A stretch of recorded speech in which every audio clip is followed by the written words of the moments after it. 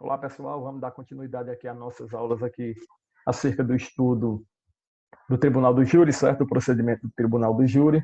E hoje a gente vai estudar os tipos de decisões que podem ser proferidas lá no final da primeira fase do Tribunal do Júri, que é a fase do juízo da acusação, onde a gente vai buscar indícios de materialidade delitiva e autoria para fins de levar esse réu a julgamento pelo Tribunal do Júri, ok? Isso que foi objeto de estudo da nossa aula passada. Então, vamos começar a estudar esses tipos de decisões. E na próxima aula, a gente vai estudar, de fato, a segunda fase do Tribunal do Júri, que é o processamento e julgamento, lá na sessão do Tribunal do Júri, que vai ser composto lá pelos 7 jurados no Conselho de Sentença e o juiz-presidente. Lembrando que, na verdade, a composição do Tribunal do Júri é por 25 jurados, juízes leigos do povo e o juiz-presidente. Beleza? Isso eu também já falei nas aulas passadas. Então, vamos começar a nossa aula, sem mais delongas. Vamos aqui para os tipos de decisões que podem ser proferidas lá na primeira fase do Tribunal do Júri, no final do procedimento da primeira fase. Vou o slide aqui na tela, para a gente começar.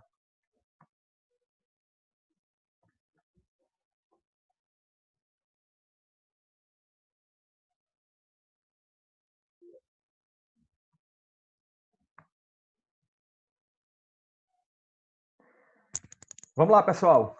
Lembrando que até agora a gente estudou a primeira fase do Tribunal do Júri, certo? Juízo da acusação, depois a gente vai estudar o juízo da causa, ok? Só para vocês recordarem, aquela primeira fase do Tribunal do Júri, ela vai começar lá no artigo 406, certo?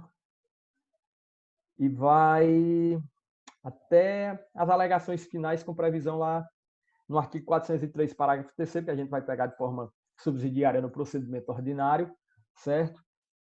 E a decisão de pronúncia, que é a primeira que a gente vai estudar, ela vai se encontrar lá no artigo 413. Então, essa primeira fase do procedimento, ela vai se encerrar por volta lá do artigo 416. Beleza? Depois a gente vai começar, de fato, a estudar a parte específica acerca da segunda fase do Tribunal do Júri, que é um procedimento escalonado, como eu falei para vocês. Então, vamos lá.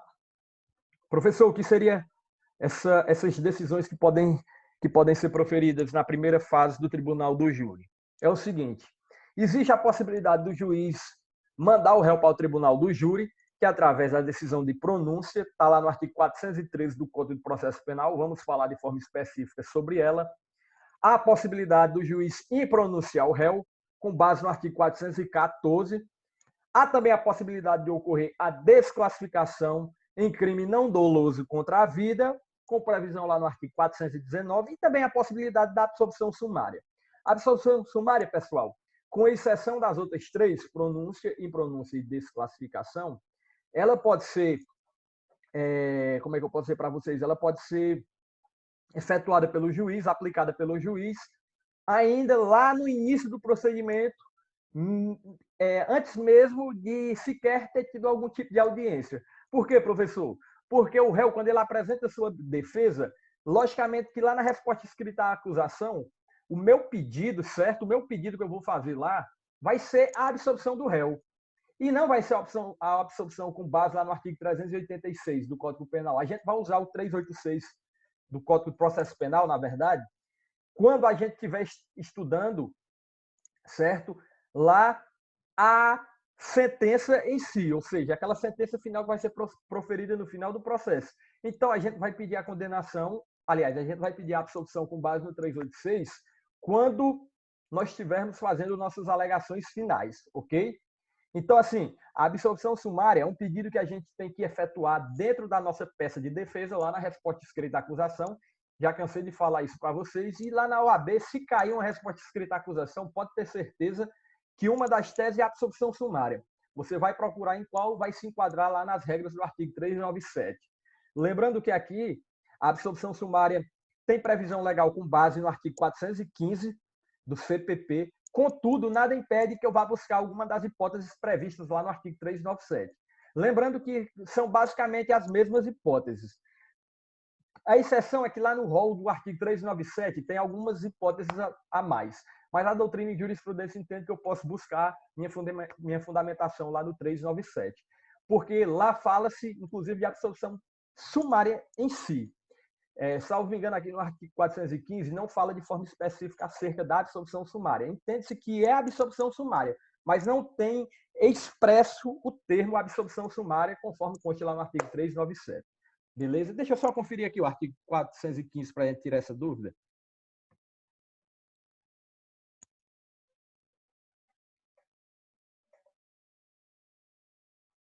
Artigo 415.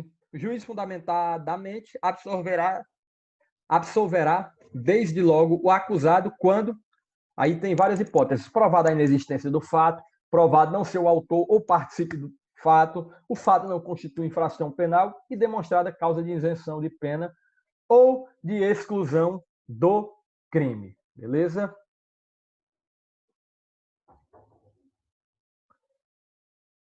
Vou voltar aqui o slide aqui para a tela.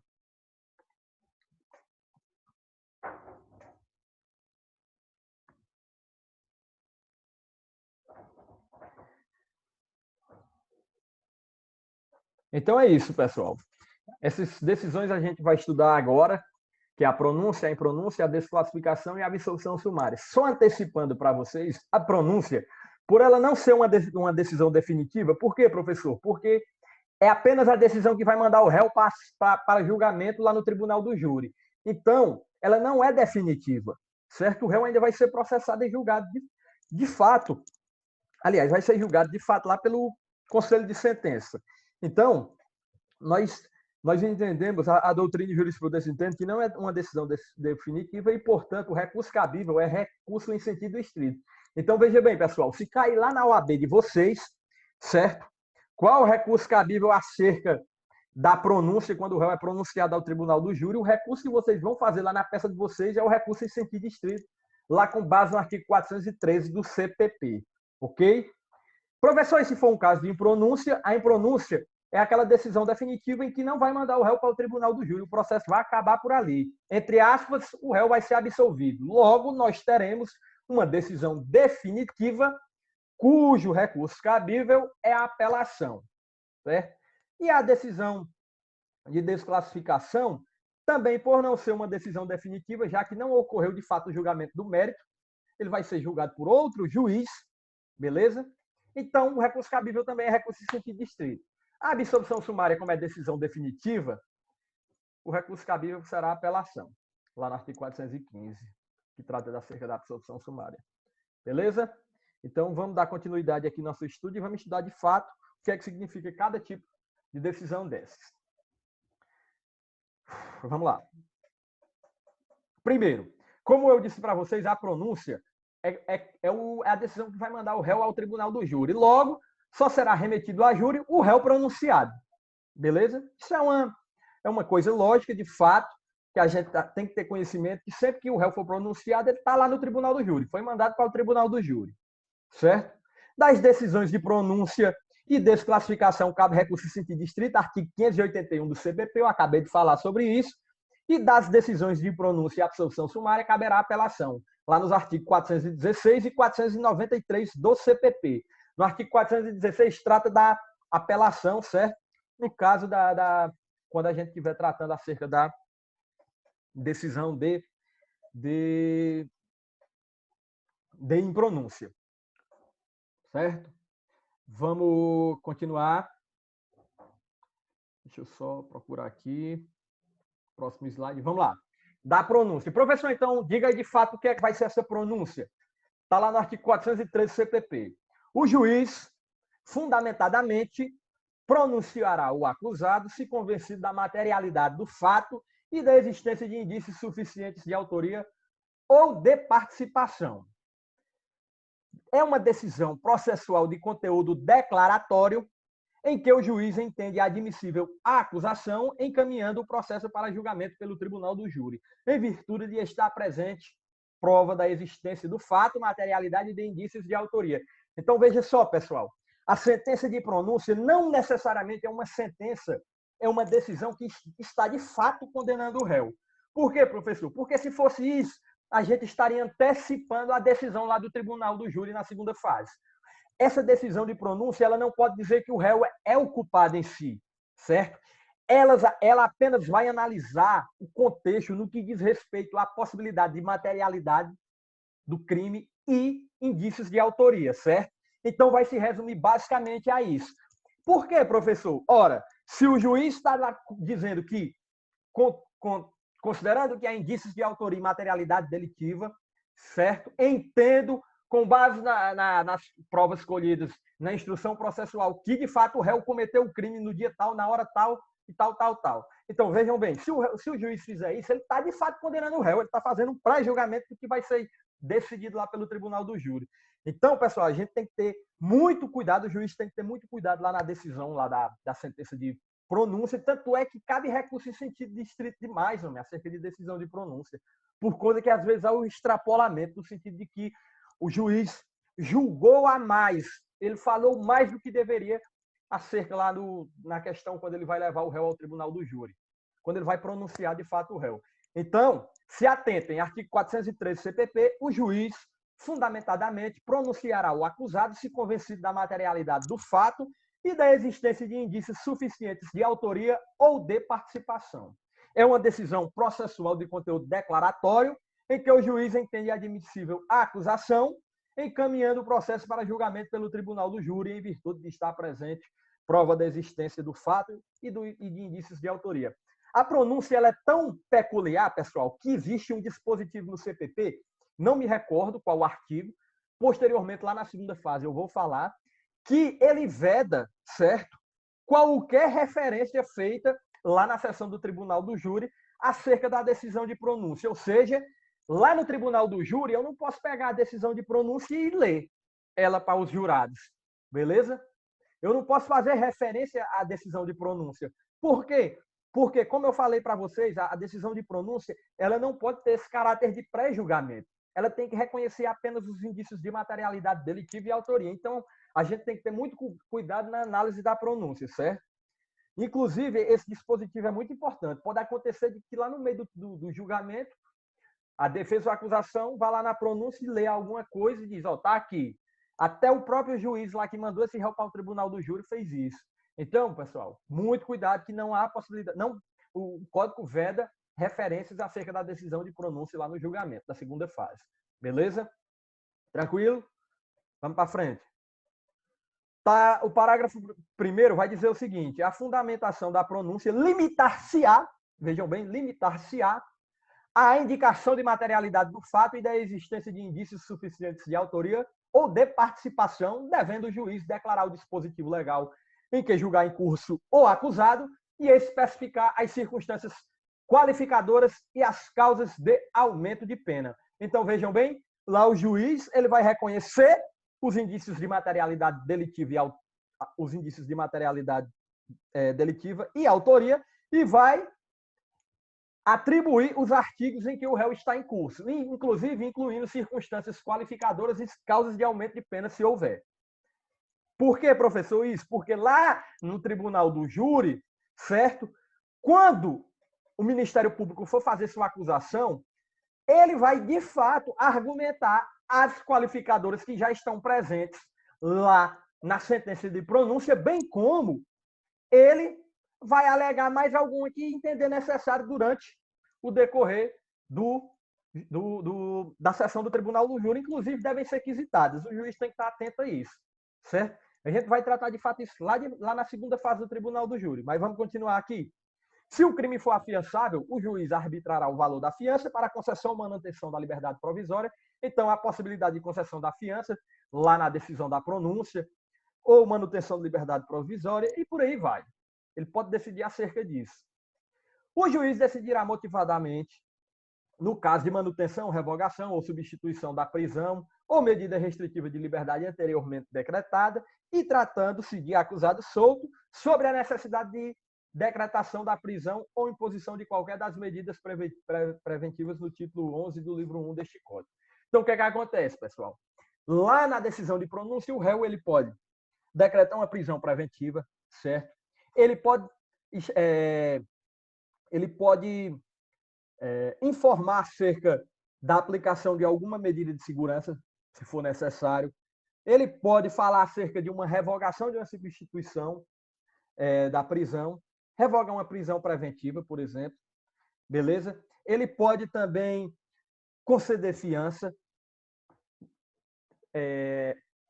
ele pode manter a liberdade provisória do indivíduo, se ele estiver respondendo o processo em liberdade. Então, tudo isso, o juiz lá na decisão de pronúncia, ele pode discorrer, beleza?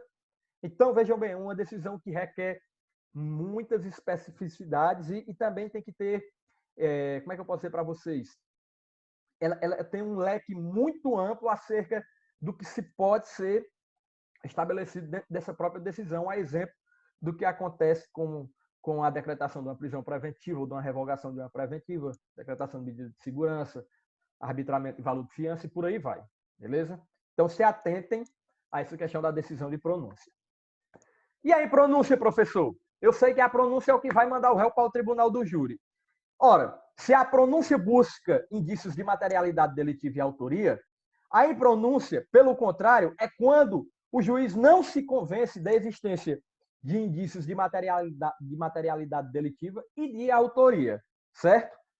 Enquanto não extinta a punibilidade, poderá ser instaurado um novo procedimento contra o réu se houver novas provas. Ou seja, o réu impronunciado, mesmo se o crime ainda não estiver prescrito e surgirem novas provas, há sim a possibilidade de ser aberto e instaurado um novo processo contra o réu, desde que tenha novas provas. Está lá no artigo 414, parágrafo único.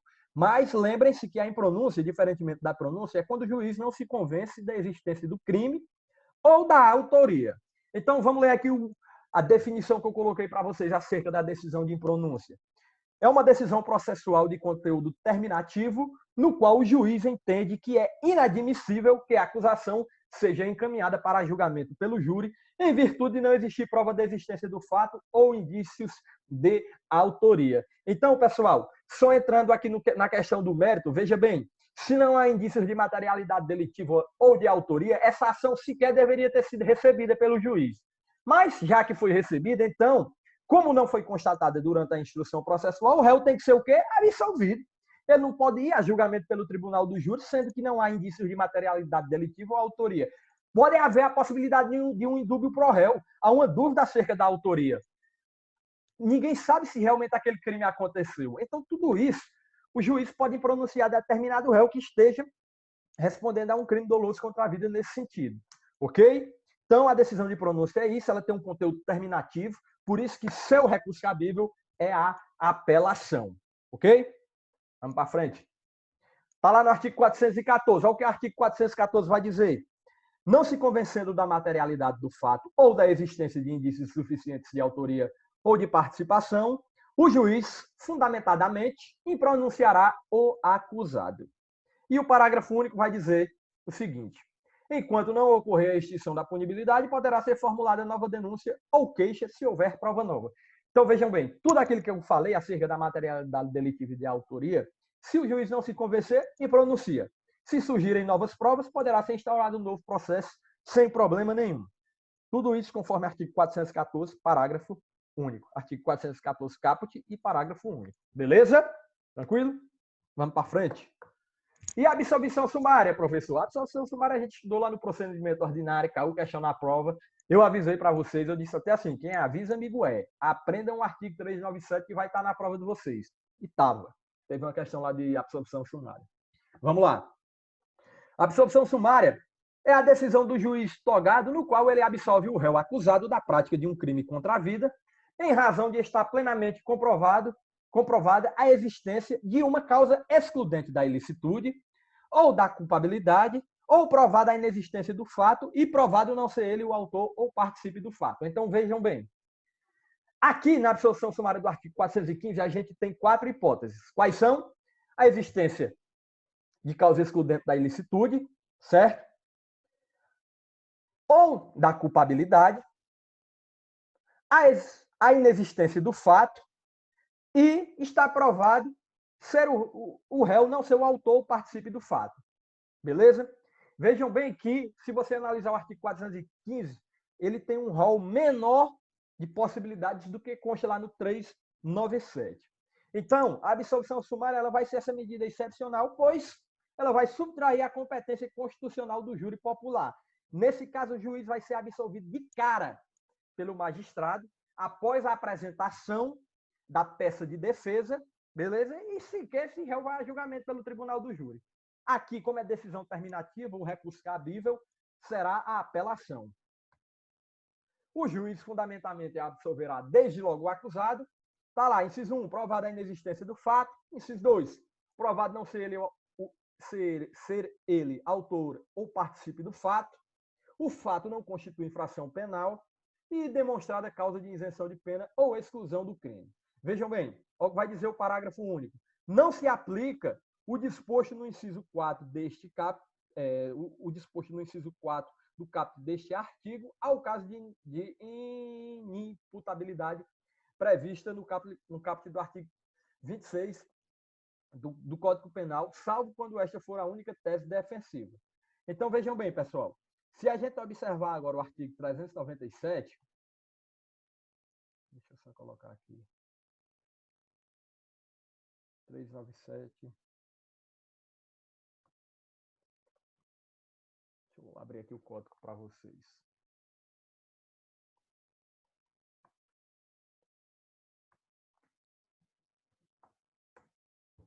Então, pessoal, se vocês observarem o 397, a gente vai ter um número maior de possibilidades. A gente vai ter a questão da existência manifesta de causa excludente da ilicitude do fato, que lá está presente. Existência manifesta de causa excludente da culpabilidade do agente, salvo inimputabilidade. Quando o fato narrado, evidentemente, não constitui crime. E extinta a punibilidade do agente, certo? Então, por exemplo, a extinção da punibilidade do agente pode ser aplicada lá também no tribunal do júri, certo?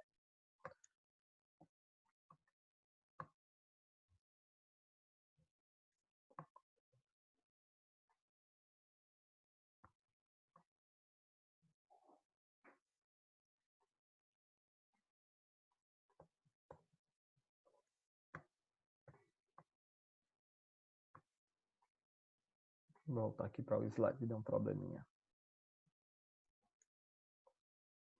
Pronto.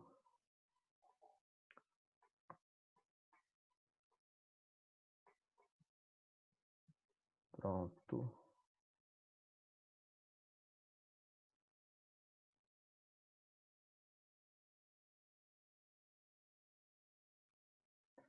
E, por último, vamos estudar aqui agora acerca da decisão de desclassificação. Vamos lá. Da desclassificação. Professor, o que seria essa decisão de desclassificação? Primeiro, ela vai ocorrer quando o juiz singular ele se convencer da existência de crime não doloso contra a vida. E caso não seja competente para julgá-lo, remeterá o processo ao juiz que o seja. Então, vejam bem, pessoal. Toda vez que, lá na primeira fase do tribunal do júri, o juiz que está analisando a instrução processual no sentido de buscar esses indícios de materialidade delitiva e autoria acerca de um crime doloso contra a vida, e ele se convencer de que não há crime doloso contra a vida, ou seja, se convencer da existência de crime não doloso contra a vida, na verdade, esqueçam o que eu acabei de falar. Se o juiz se convencer, lá durante a instrução criminal, na primeira fase do júri, de que não se trata de crime doloso contra a vida, certo? Ele vai dar uma decisão no sentido de que vai desclassificar aquele crime, ou seja, vai desclassificar ele de um crime doloso contra a vida para um crime não doloso contra a vida, porém não vai fazer a referência acerca de qual crime é esse. Exemplo, uma tentativa de homicídio. Se o juiz está analisando uma tentativa de homicídio que é um crime doloso contra a vida, só para lembrar que vai ao tribunal do júri os crimes dolosos e tentados, certo? Contra a vida. Pode ser tentado ou consumado. Esqueçam doloso. Vai ao tribunal do júri os crimes tentados e consumados. Os crimes dolosos, tentados e consumados contra a vida. Beleza? Então, a tentativa vai ao tribunal do júri. Se o juiz entender durante a instrução processual que, na verdade, não se tratava de uma tentativa de homicídio, mas sim a ocorrência de uma lesão corporal de natureza grave, o que é que acontece? Mesmo ele sabendo que se trata de uma eventual lesão corporal de natureza grave, ele vai apenas se manifestar no sentido de que vai dar a decisão desclassificando e vai dizer que, na verdade, não se trata de um crime doloso contra a vida. Ponto final. Ele não pode dizer que se trata de um crime de lesão corporal de natureza grave. Por quê, professor? Porque ele vai estar se antecipando a o outro juiz, ou seja, o juiz competente lá da vara das lesões corporais, certo? Dos crimes contra a integridade física. E aí ele vai estar fazendo o quê? Uma pré-análise, certo? De um processo pelo qual ele não é competente.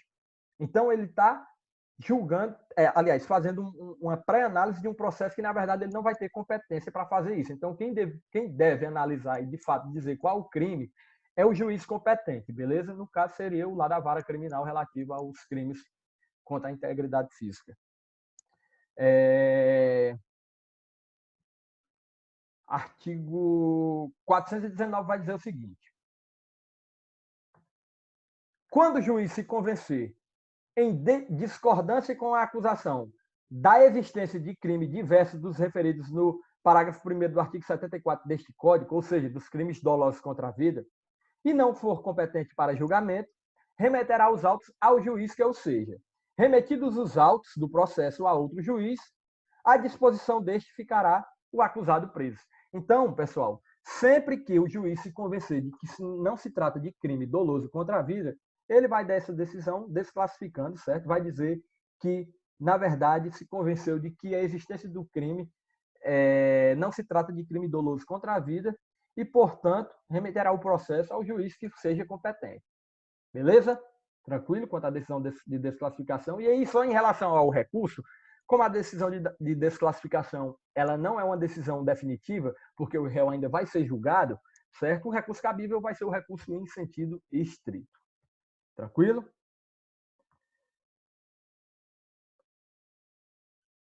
Desclassificação. Decide não ser o tribunal do júri competente para o julgamento e determina ao juiz competente. É uma decisão interlocutória simples que vai modificar a competência do juiz. Lá, a possibilidade da emendatio libelli. O que seria isso? Depois eu vou falar para vocês. Cabimento da emendatio libelli lá na primeira fase do tribunal do júri. Professor, existe a possibilidade da emendatio libelli lá na primeira fase do tribunal do júri? Existe. Existe sim essa possibilidade, porque o artigo 418 vai dizer. Vejam bem, o cabimento da emendatio libelli na primeira fase do júri está previsto no artigo 418 do Código de Processo Penal, o qual traz os mesmos princípios da emendatio libelli, garantindo ao juiz liberdade para classificar o fato jurídico. O juiz poderá dar ao fato definição jurídica diversa da constante da acusação, embora o acusado fique sujeito à pena mais grave. Então, o que seria isso? Imagine só a seguinte situação, pessoal. Primeiro, eu vou explicar duas hipóteses. Uma hipótese normal de emendatio libelli, certo? E uma hipótese de emendatio libelli aqui no Tribunal do Júri. Vejam bem, a emendatio libelli é um instituto que a gente vai estudar no próximo conteúdo, que é lá no estudo das decisões, no estudo da sentença. E lá, o momento correto de aplicar a emendatio libelli é na hora que o juiz vai se sentenciar. Então, o que é que acontece? A emendatio libelli. A emendatio libelli, na verdade, se trata de um erro do Ministério Público. Como assim um erro, professor? Imagine só a seguinte situação. O cara cometeu um crime de furto, certo? E aí, houve toda a investigação, a polícia encontrou indícios de materialidade delitiva e mandou os autos para o MP. O MP, na hora de oferecer a denúncia, ele narrou o crime de furto, tudo direitinho, certo? Disse que se tratava de um cara que subtraiu para si ou para outro em coisa alheia móvel. E na hora de pedir a condenação, ele, de forma equivocada, certo, pediu a condenação pelo crime de roubo e não pelo crime de furto. Ou seja, ele narrou o crime de roubo, certo? Os fatos aliás, ele narrou um crime de furto, porque os fatos se tratam de um crime de furto. Porém, na hora de pedir a condenação pelo crime de roubo. Lá na instrução processual, verificou-se que, na verdade, se tratava realmente de um crime de furto. Aconteceu um furto em si. Ou seja, a narrativa do MP estava correta. Então, o que ocorreu foi um erro do MP. Em vez de pedir a condenação pelo furto, pediu pelo roubo. Então, na hora do juiz sentenciar, ele pode, certo? Ele pode emendar essa inicial. Ele pode dizer o seguinte: considerando que o juiz, considerando que os fatos narrados na inicial, bem como os apurados na instrução processual, trata-se de crime de furto, então estou aplicando uma definição jurídica diversa daquilo que pediu o Ministério Público. Por quê? Porque essa possibilidade existe diante da emendatio libelli, que é isso, é justamente o juiz poder dar ao fato definição jurídica diversa da constante da acusação, certo? Embora o acusado fique sujeito à pena mais grave. E qual seria a hipótese, professor, em que o acusado ficaria com a pena mais grave? Exemplo, o juiz narrou um crime de roubo, certo? E pediu a condenação pelo furto. Ou seja, o furto é uma pena menor. E na instrução processual, verificou-se que, na verdade, se tratava realmente, de fato, um roubo, certo? Então, o juiz, na hora de condenar, ele não vai acolher aquele pedido pelo crime de furto, ele vai dar uma definição jurídica diversa. Por quê? Porque se trata de um crime de roubo. Então, lá ele vai aplicar a pena relativa ao crime de roubo, que provavelmente vai ser maior. Então, a emendaço libelli é isso. É a possibilidade que tem o juiz de dar uma definição jurídica diversa daquela constante da acusação, embora o acusado fique sujeito a uma pena mais grave. Beleza? Acontece muitas vezes isso. Professor, e aqui, aqui no tribunal do júri, pode acontecer essa emendaço libelli? Pode. Vamos lá. O cara cometeu um homicídio, certo? E aí o juiz analisou o fato. Aliás, o MP, quando ofereceu a denúncia, narrou o crime de homicídio e pediu a condenação pelo crime de aborto. Certo? Então, o que é que acontece? O juiz, quando for mandar o réu para o tribunal do júri, ele pode emendar, fazer emendaço libelli. Ele pode dizer o seguinte: olha, considerando que a narrativa do MP dos fatos condiz com o crime de homicídio, bem como na instrução processual verificou-se que trata-se de um crime de homicídio, então, diante dessas circunstâncias, estou dando uma definição jurídica diversa da acusação, já que, na verdade, estamos diante do crime de homicídio e não de aborto, conforme ocorre o pedido lá na peça inicial acusatória. Então, nesse caso, o juiz poderá dar uma definição jurídica diversa e, certo, pronunciar o cara com base no crime de homicídio e não no crime de aborto, que foi um pedido que ocorreu de maneira errada. Beleza? Estamos entendidos? Então, a emendaço libelli é basicamente isso, mais na frente eu vou explicar para vocês. Fase final da pronúncia e encerramento da primeira fase, da judício e acusação, do juízo da acusação. Então, para eclusa a decisão de pronúncia, os autos serão encaminhados ao juiz presidente do tribunal do júri. Ou seja, transitou em julgada a sentença de pronúncia, os autos serão encaminhados para o juiz titular lá do tribunal do júri. Ainda que preclusa a decisão de pronúncia, havendo circunstâncias supervenientes que altere a classificação do crime, o juiz ordenará a remessa dos autos ao Ministério Público. Professor, que possibilidade seria essa? Ainda que preclusa a decisão de pronúncia, havendo circunstâncias supervenientes que altere a classificação do crime, o juiz ordenará a remessa dos autos ao Ministério Público. Seria, por exemplo, a possibilidade de uma mutatio libelli. Como assim, professor? Consideramos que... Não vou nem dizer mutatio libelli. Consideramos que ocorreu o trânsito em julgado da sentença de pronúncia, certo? A sentença de pronúncia transitou em julgado. O réu, ele de fato foi pronunciado, beleza? Ele de fato foi pronunciado. Porém, mesmo o réu sendo pronunciado, verificou-se que, na verdade, pegando aquele mesmo exemplo que o MP pediu a condenação pelo crime de aborto, sendo que, na verdade, se tratava de um crime de homicídio. Havendo essa circunstância, o juiz, mesmo assim, ele ainda poderá ordenar a remessa dos autos ao MP, beleza? Para que se manifeste acerca dessa incongruência que ocorre. Por quê, professor? Porque pelo princípio da... esqueci. Aquele princípio, depois eu lembro o nome disso para vocês, aquele princípio pelo qual o juiz ele vai julgar de acordo com os fatos alegados e não de acordo com o direito que está sendo pedido, certo? Por exemplo, se eu estou narrando um crime de roubo, certo? O juiz não pode condenar pelo crime de furto. Por quê? Porque ele tem que condenar com base nos fatos. Então, é basicamente nesse sentido. E, em seguida, os autos serão conclusos ao juiz para uma eventual decisão. E aí, transitada em julgada a sentença de pronúncia, os autos vai para o juiz competente lá do tribunal do júri, para dar início à segunda fase. Beleza?